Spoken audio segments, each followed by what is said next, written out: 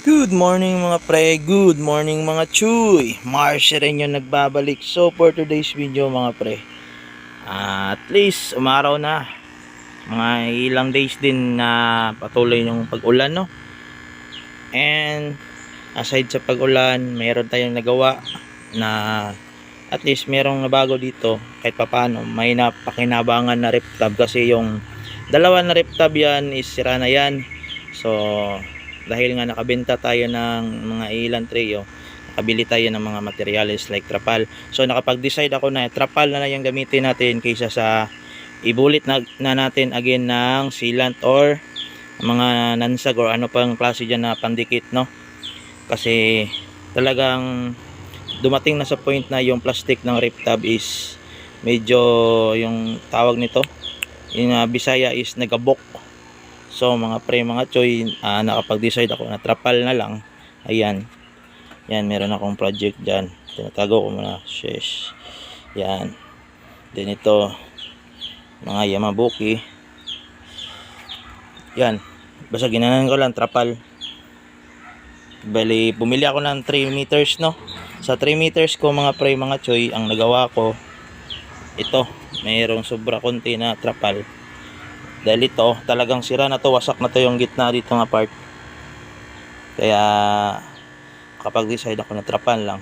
So meron na yung mga pry dito na GBT. Ayan. Mga around 190 or 180 to pieces. Then ito, kahapon, naglinis ako, select ako ng mga gapi natin doon sa HB Silverado natin. Tinanggal ko yung mga red wash, tsaka yung mga sineparate ko na yung mga female sa male dahil yun na nga, naghahabulan na sila. And then at least para mag-boom yung paglaki ng mga male. And then dinivide ko lang sa mga ilang planggana dahil 6 pieces pa lang yung available natin. And soon, project ko itong mga box na to maging ganon yan, naka straight. Soon. Ayan, ito pala ngayon na ginagawa ko is nangolekta ko ng PKBM fry natin. Yan. Ito yung mga breeders natin, may mga bagong breeders at saka yung mga old breeders natin.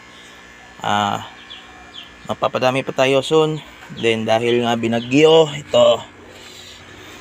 Yan. Madami-dami din ito mga pre, mga choy. Yan.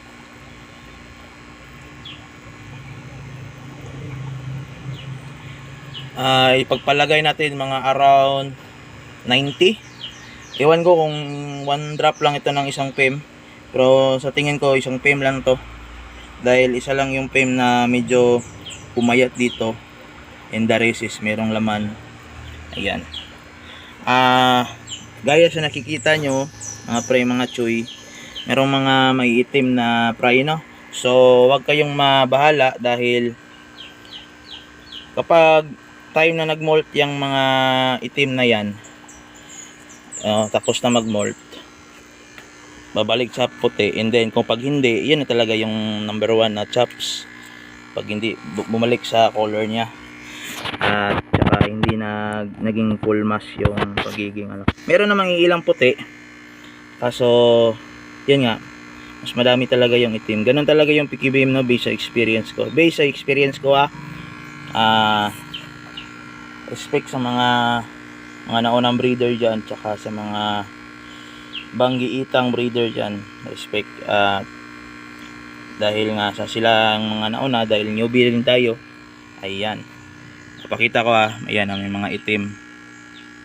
Hintayin lang natin mag-molt, no? Matapos yung molting stage nila. Then pag talagang wala na talagang pag-asa, yan, number 1, tanggal na, chops na agad.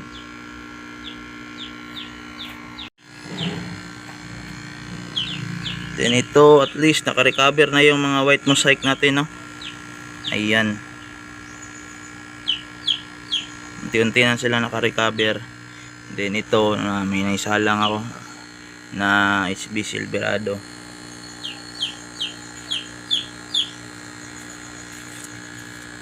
Kasi yung mga old breeders natin is tumamlay na. Ayaw na mag-drop and then ayaw na maghabulan. Ayan. So big shout out pala doon sa mga nag-avail sa atin ng trio, no? Doon sa kay Boss Mike from Leyte, then kay Boss Roy ata yon, yung from Laguna. Big shout out. And then doon sa mga nag-walk in na bumili din ng mga PKBM marble natin, available. And then available pa po yung class B natin na PKBM. Message lang ako sa Mars Serenyo mga pre, mga choy. Hindi pala sa Serenyo Yakdo, personal page, personal account ko.